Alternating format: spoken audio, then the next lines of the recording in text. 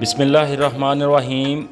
आओ आई तैनूं लैके चलदा वां लैंदे पंजाब दा ज़िला फैसलाबाद दी खूबसूरत तहसील तांदलियांवाला दा एक दिलकश ते परसकून कस्बा नमा शहर कजवाणी दे अंदर।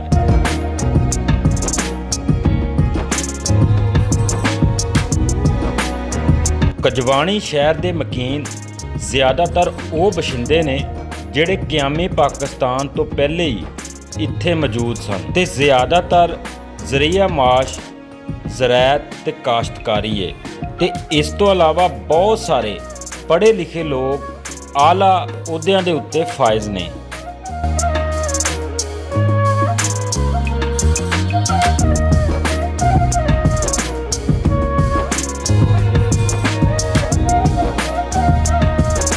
तुहाडा कजवाणी शहर नाल कोई तल्लक है या तुसी कजवाणी शहर तो कमेंट बॉक्स दे विच ज़रूर दस्सिओ ताकि मेरी हौसला अफजाई हो सके।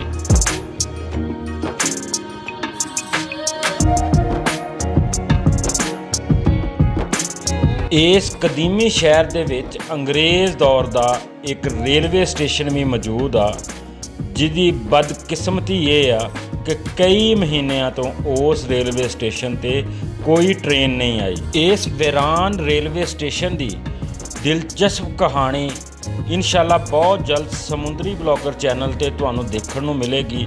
चैनल नूं लाइक ते सबसक्राइब ज़रूर करियो। खुदा हाफिज़।